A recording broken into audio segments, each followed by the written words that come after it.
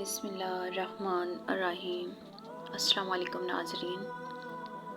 حضرت سلیمان رضی اللہ تعالیٰ عنہ فرماتے ہیں کہ ہم لوگ حضور صلی اللہ علیہ وسلم کے ارد گرد بیٹھے ہوئے تھے کہ اتنے میں حضرت ایمن رضی اللہ تعالیٰ عنہ آئیں اور انہوں نے کہا، یا رسول اللہ، حسن اور حسین رضی اللہ تعالیٰ عنہ گم ہو گئے ہیں۔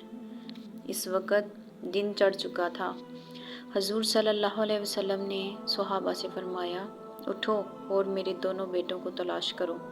چنانچہ ہر آدمی نے اپنا راستہ لیا اور چل پڑا، اور میں حضور صلی اللہ علیہ وسلم کا راستہ لے کر چل پڑا۔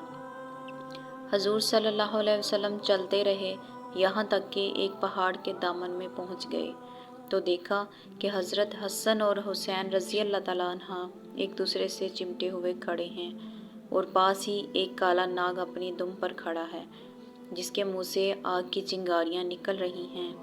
غالباً اللہ نے ناگ بھیجا تھا کہ بچوں کو آگے جانے سے روکے۔ حضور صلی اللہ علیہ وسلم جلدی سے ناگ کی طرف بڑھے۔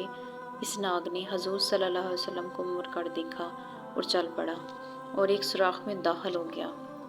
پھر حضور صلی اللہ علیہ وسلم ان دونوں کے پاس گئے اور دونوں کو ایک دوسرے سے جدا کیا اور دونوں کے چہرے پر ہاتھ پھیرا اور فرمایا، میرے ماں باپ تم دونوں پر قربان ہوں، تم دونوں اللہ کے ہاں کتنے قابل احترام ہو۔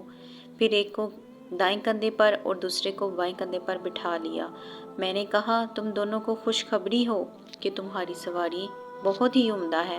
حضور صلی اللہ علیہ وسلم نے فرمایا، یہ دونوں بہت عمدہ سوار ہیں اور ان کے والدین دونوں سے بہترین ہیں۔